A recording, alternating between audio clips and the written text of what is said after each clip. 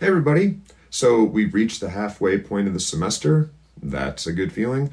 But we also have a lot of really big projects that are coming due soon. So make sure you're looking ahead and particularly that you're paying attention to the last line in every weekly module so far. The line where I remind y'all of what's outstanding and what's due soon with links. You're welcome. So, this week we're talking about two related concepts that should give you a clue that we're getting pretty close to having a decent understanding of public speaking. Audience analysis, where you try to dive deep into what we started talking about last week and figure out who your audience is so you can really speak directly to them using their favorite words. And we'll talk about incorporating technology into your speeches. Just a fancy way of saying slides. Nowadays, slides include everything from graphs and pictures to videos and even interactive games, surveys, or comments that the audience can participate in. And maybe that's a good place for us to start. If you're feeling overwhelmed at this week's content, breathe deep and take it slow. Everyone has a different comfort level with technology, and if you're someone who hasn't used presentation software much, just do what you can to take breaks when you feel overwhelmed. The good news is almost everything can be YouTubed for help. You can learn as you go. So make sure you read and watch the assigned articles this week, as I'll just briefly touch on a few of the topics in those articles during this lecture.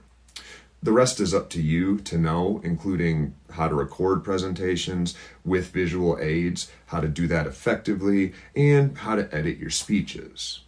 Now, I think I'll spare you a rehashing of all the PowerPoint advice you're going to read this week, but you will be graded in your discussion board using those theories and tips, so make sure you use them and refer to them.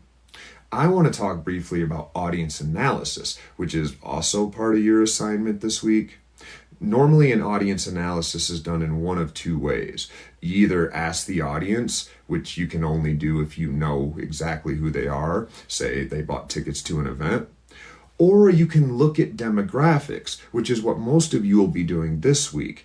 Your biggest concern here is reliability. You don't want to use a Newsmax poll if you plan to talk to a group of Democrats, because Newsmax is a super conservative outlet that will mischaracterize Democratic voters by oversampling conservatives and then generalizing their opinions.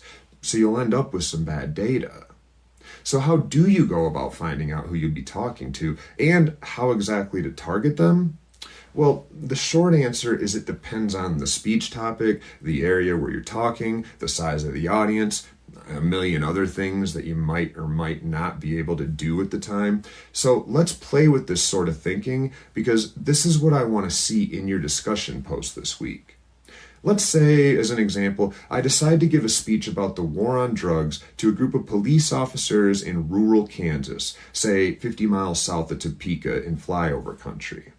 This is a cherry-picked example, obviously, but starting here can help us see how we might go about analyzing any audience. So first, I'd probably try to get an idea of what Kansas is like, and since I'm talking about the war on drugs, I'd focus on things like overdose rates from the CDC. If they're high, I consider using that to connect with my audience. I might also look up conservative versus Democrat voter numbers in Kansas, and if they're, say, 75% conservative because it's the Bible Belt, I might try to avoid losing them by replacing normal claims that no one deserves to be born into a body of an addicted person, and they're extremely unlucky when that happens. They therefore deserve our compassion, with a more conservative talking point like, when someone's addicted, it costs all of us a lot of taxpayer money to let them remain addicted, so we should value offering them evidence-based treatment that lowers the public burden in the long run. Or maybe I'd lean on the normal conservative value of valuing hard work and long hours to suggest that we need to help these people get through their addictions so they can get back to work. I wouldn't change my opinion or start pretending that the war on drugs is a good thing. I would just try to talk to my audience's concerns and avoid ticking them off in the process or making them bored. So, how about a slightly more difficult example? Say, I want to give a speech on women's health care as a right to freshmen at a community college in the northern Los Angeles area. Here, I'd probably want to find some survey or statistic as to how much people that age know about reproduction and abortion generally, and given their young age alongside their likelihood of the crowd being skewed in the direction of supporting women's health care, because I'll find that LA actually is, I might skip the explanation of why abortion should be legal and instead focus on how these people can talk to their friends about abortion rights, or how they can get involved politically at the entry level to press for policy changes. I might even skip the word abortion and refer to it as women's health care or reproductive rights with this crowd. Dog whistles that let them know I'm in the know, I'm one of them. If, on the other hand, I'm back in Mississippi, I might consider replacing the term reproductive freedom with abortions to make sure I don't confuse anyone, and I might focus not on how they can convince others, because many of them aren't convinced themselves. Instead, I might target my speech to convincing them that at least some form of abortion should be allowed based on their high percentages of surveyed people who think abortion should never be legal. And I'd explain where that survey came from to my audience and why I chose to write my speech as I did this week in my audience analysis. All right. So if you struggle with this at any portion this week because it sounds like a lot, just email me and we can chat about how to analyze your audience. The last thing I want to talk about this week, so far this semester, our speeches have been short and basic, but now we're moving into the more intense, high point value speeches that you should pay a lot more attention to things like how you're dressed, the background, eye contact, and other distractions.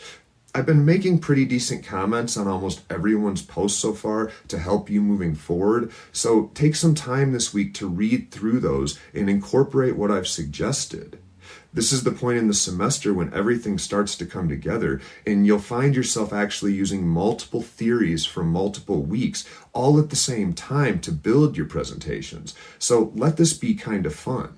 And again, as always, if you struggle with anything, reach out and we'll figure it out.